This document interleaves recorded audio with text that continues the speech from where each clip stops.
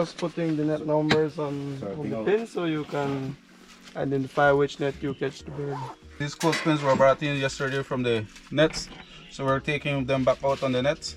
So when we extract birds and put them in the bag, we usually put the pin on the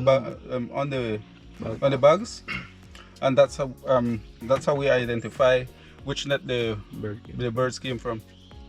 We have 16 nets that we're actually using today. So it's 6:30 and we're going to open up the nets. Why? Because it's early. The earliest birds catch the most swarms, right? That is when the forest becomes alive and there's a lot of activity. In site selection, we want a very easy route. You don't want to pick a site that has mountains or hills. That would be very tiring. Also, you gotta pick a site where the birds are. At the Tide Private Protected Lands, I have recorded just about over 200 species. As well, you want the site to have like a little open area, not too very crowded. That's where the birds are. So up above us we have a Kill-Bill toucan vocalizing, has like a croak-like sound, like a kind of like a toad. In checking the nets, I always want to ensure that we walk the entire net lane. Reason being because we also have many species of hummingbirds here in the Neotropics. Belize alone has over 10 species. So sometimes the hummingbird, they would be caught all in the top right corner or the left corner. So now we're going to process a bird, our first bird of the morning. So the first thing that we do is to get the weight or the mass.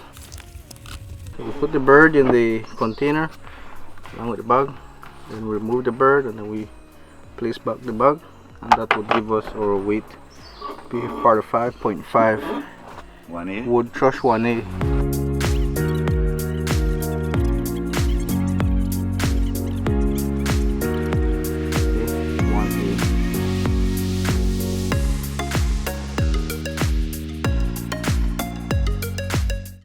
So these are some little lightweight aluminum bands that we will be putting on the bird's leg to help to identify which individual this is. So the band number 5M04971.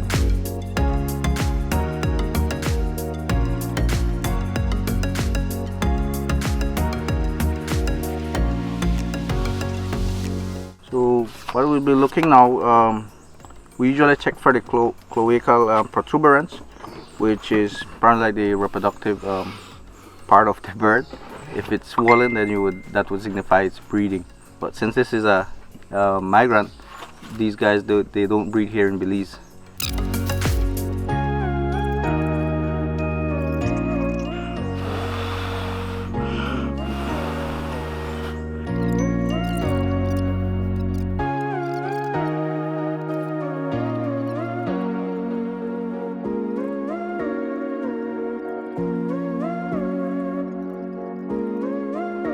So in aging and sexing birds, we usually use more than one